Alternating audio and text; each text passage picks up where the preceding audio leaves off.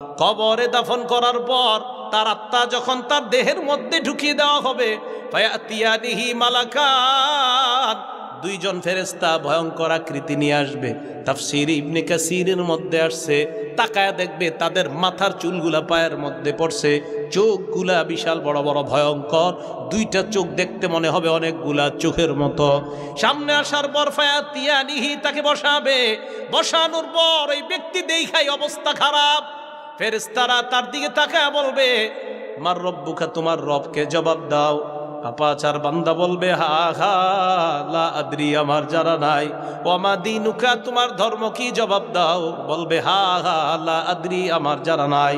Oman হাদার রাজুলুল্লাযী বুইসা ফীকুম, এই মানুষটাকে চেনো, জবাব দিবে, আমার জানা নাই। এবার ফেরেশতারা বলবে, আলাম ইয়াতিকুম নাযীর, তোমাকে কি কেউ ভয় দেখায় নাই? তোমার যে মরণ হবে এই কথা কি তোমাকে কেউ বলে নাই? ওই ব্যক্তি বলবে, বলছে, তবে আমি কারো কথা শুনি নাই। এই ভয়ঙ্কর অবস্থা চলার পর আল্লাহর পক্ষ থেকে বলা হবে, আনকাযাবা আবদি, আমার বান্দা মিথ্যা বলছে। আর বান্দাকে প্রশ্ন করার কোনো প্রয়োজন নাই।